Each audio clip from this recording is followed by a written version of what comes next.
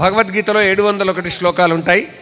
365 రోజుల్లో ఒక్కొక్క రోజుకు 2 శ్లోకాలకు 2 తాత్పర్యాలు ఇచ్చినట్టయితే ఆ విధంగా మొత్తం భగవద్గీత అందులో వచ్చేటటువంటి అవకాశం ఉంటుంది.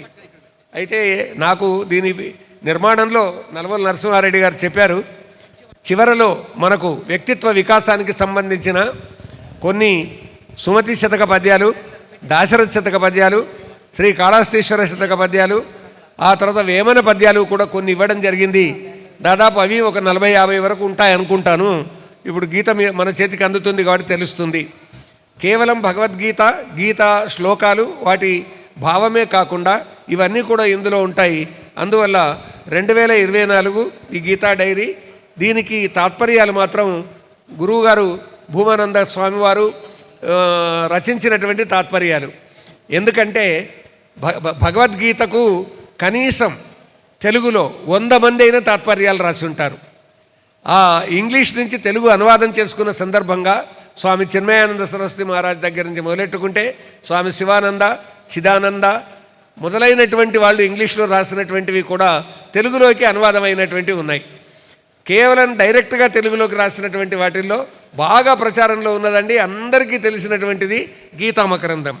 విద్యాప్రకాశానందగిరి స్వామివారు శ్రీ సుఖబ్రహ్మాశ్రమాన్ని స్థాపించారు.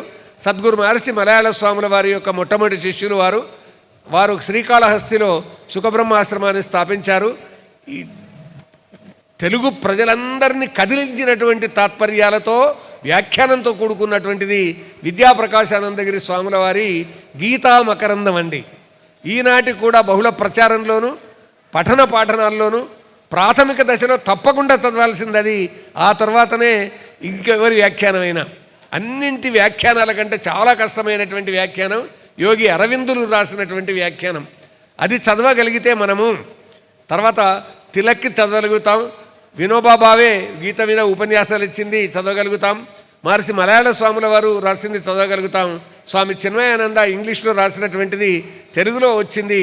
కాబట్టి అట్లాంటి ఇన్ని వ్యాఖ్యానాలతో కూడుకొని భావాలతో అర్థతాత్పర్యాలతో వ్యాఖ్యానాలతో వచ్చిన భగవద్గీత తెలుగులో కేవలం భావాలతోటి వ్యాఖ్యానాలు వచ్చినటువంటివి 100 వరకు ఉంటాయండి.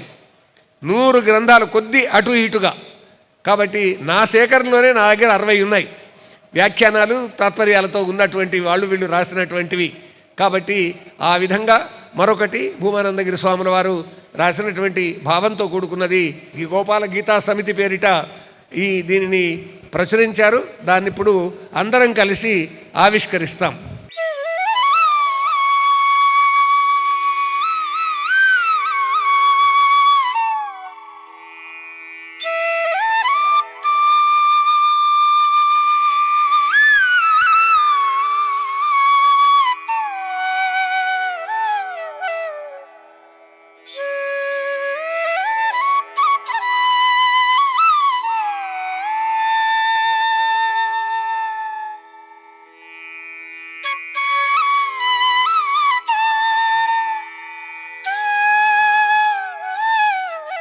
దీంట్లో ప్రతి పేజీలో 2 శ్లోకాలు ఉన్నాయి. ఆ 2 శ్లోకాలకు కొన్ని చోట్ల 3 ఉన్నాయి. ఆ 3 శ్లోకాలకు తాత్పర్యాలు ఉంటాయి. కేవల తాత్పర్యాలు చదువుకోవచ్చు, లేదు గీతా శ్లోకాలు కేవల గీతా శ్లోకాలు చదువుకోవచ్చు, కాదు శ్లోకము తాత్పర్యము 2 కలిపి చదువుకోవచ్చు. ఇది ధర్మక్షేత్రే అనే శ్లోకంతో ప్రారంభమై మనకు చిట్ట చివరగా ఎత్ర యోగేశ్వర కృష్ణో ఎత్ర పార్థో ధనుర్ధర తత్ర శ్రీ విజయో భూతి ధ్రువా నీతిర్మతిర్మమ. ధకారంతో ప్రారంభమై మకారంతో ముగుస్తుంది భగవద్గీత. దీనికి విద్యాప్రకాశానందగిరి వారు చెప్పినటువంటి అర్థం ఏంటంటే ధమ ధమ. భగవద్గీత అంతా ఈ 2 అక్షరాల్లోనే ఉంది. ధమ అనేటటువంటి మాట ప్రాకృత భాషలో ధర్మ శబ్దానికి ప్రాకృతంలో ధమ్మ లేదా ధమ అని అంటారు. అమ్మ అమ అంటే కూడా ఒకటే, అక్క అక అంటే కూడా తప్పు కాదని వ్యాకరణం చెప్తుంది. పెద్ద పెద్ద పెద్ద మాట్లాడిన లేవా అని మనం అంటే పెద్దగా మాట్లాడినవా అని కూడా అర్థం. పెద్ద పెద అనొచ్చు, చిన్న చిన్న అనొచ్చు, అన్న అన అనొచ్చు, ధమ్మ ధమ అనొచ్చు అని ధర్మ అనే ఒక్క మాటలోనే భగవద్గీత అర్థమంతా దాగి ఉంది అని విద్యాప్రకాశానందగిరి స్వాముల వారు గీతామకరందంలో దీనికి బ్రహ్మాండమైన వ్యాఖ్యానాన్ని రాస్తూ అంటే నేను మొదటే చెప్పాను, ప్రాథమిక దశలో చదివేటటువంటి వ్యాఖ్యానం అది విద్యాప్రకాశానందగిరి స్వాముల వారు రచించిన గీతా మకరందం అని. కాబట్టి దీన్ని మనం ఆవిష్కరించుకున్నాం. ఇది భూమానందాశ్రమ గీతా డైరీలో మొత్తం భగవద్గీత దాంట్లో ఉంది. 701 శ్లోకాలు, 701 శ్లోకాలకు తాత్పర్యాలు, చివరిలో మంత్రపుష్పం, పుష్పాంజలి అనేటటువంటి అంశం, ఆ తర్వాత ప్రార్థనా శ్లోకాలు, చివరిలో 46 తెలుగు శతక పద్యాలు. ఇదండి ఈ భూమానందాశ్రమ గీతా డైరీలో ఉన్నటువంటిది. చాలా చక్కటి బైండింగ్ తోటి, మంచి కాగితంతో, ఎప్పటికీ మనం కింద రోజువారీ అనుభవాలు రాసుకున్న, ఎప్పటికీ మన పుస్తక అల్మారీలో, పుస్తకాలు పెట్టుకునే గూటిలో ఈ పుస్తకం ఉండాల్సిందే. ప్రతి ఇంట్లో ఏది ఉన్నా లేకున్నా సరే కానీ భగవద్గీత ఉండాలి అని ప్రతి ఒక్కరూ చెప్తున్నటువంటి అంశం అది.